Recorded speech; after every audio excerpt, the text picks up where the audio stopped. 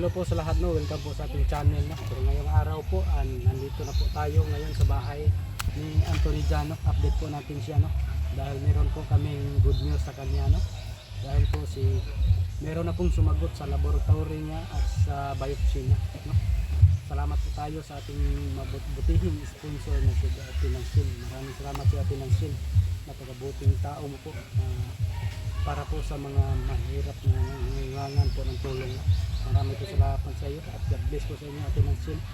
Sana marami pong blessings ang dumating sa iyo, no? And good health, no? Andito na po kami sa bahay ng Anthony Jan. Kumustahan po natin. Andito na po tayo. So ito po si Anthony Jan, no? Update po kami, no, sa kanya. Kumusta ka na? Kumusta naman ka? Okay na imong kwan? Ano naman na? Balik na pod? Balik sa itong?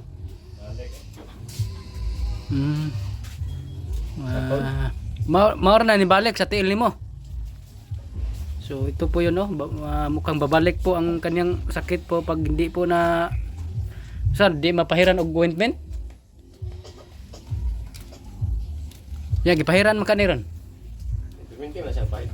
Minti pahid yung kuhan mo, yung Wala, urot naman to yan, itong gagmay. hurot na kato yung cream. Oo. Petroleum, di. Ilang na ang pagtan ng petroleum. Petroleum na lang. Yan sabon pod, wala naman pod. Good. Haman ni mong siko be.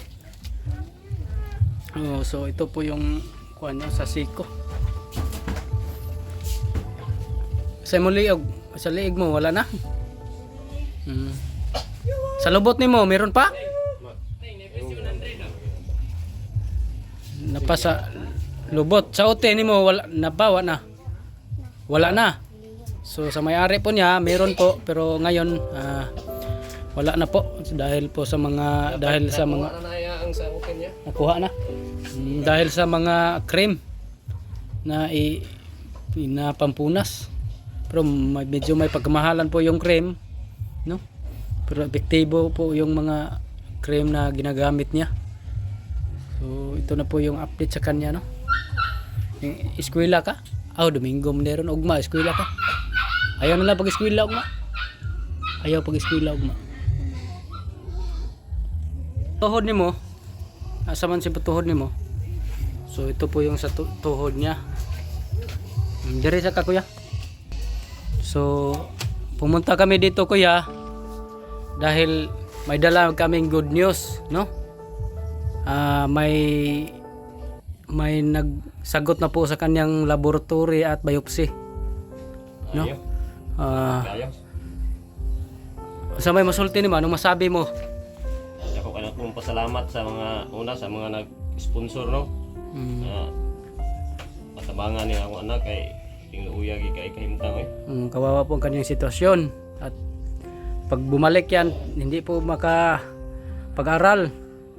So ang ang nagsagot po yung butihing sponsor po natin, si Ate Nansil, no? So magpasalamat kayo kay Ate Nansil dahil sinagot niya yung laboratory at biopsy. Salamat kay Ate Nansil. Ate Nansil. Ma'am, salamat kay ma'am. Tagalog Salamat lang. kay sa imuhang pagtabang. Ako kay katabang gini sa ako ang anak. Salamat. Uray maka mubalos nimo, ma'am. Sabi po niya, Ate Nansil, malaki po niyang pasasalamat dahil kawawa po ang kanyang anak at yung Panginoon lang po ang bahala daw po sa inyo, no. So si Ate Nansil, isa po siyang Tagalog pero makaintindi siya ng Bisaya konti lang, no. So magpasalamat po tayo kay Ate Nansil dahil po nakita niya rin po na wala pang biopsy at laboratory. So bukas laboratory tawag ma. Bukas magpa-laboratory na ta. So may masulti nimo, ano masabi mo na may nag-sponsor sa iyo ng pang-biopsy? Salamat sa tabang mo. Salamat daw Ate Nansil sa iyong tulong, no, para sa biopsy at laboratory niya. So ayan po, no. Marami pong salamat talaga Ate Nansil at Siyempre po magpasalamat tayo kay Mr. J the PWD, no, na nasa Daet, dahil nakapagpatuloy tayo ng paglingap dito dahil po sa kanyang suporta. Hindi po natin magawa to pag wala po siya. Magpasalamat po tayo kay Mr. J the PWD. At congratulations po sa kanya, no. Nakuha na po niyang 100k subscribers sa YouTube channel. Nakuha na po niya yung silver button. So, maraming salamat sa idol at congrats po sa 100k subscriber mo. So salamat, maraming salamat po sa iyo, lalong lalo na ka Tinansin. So bye bye po sa lahat, no, at God bless po sa inyo.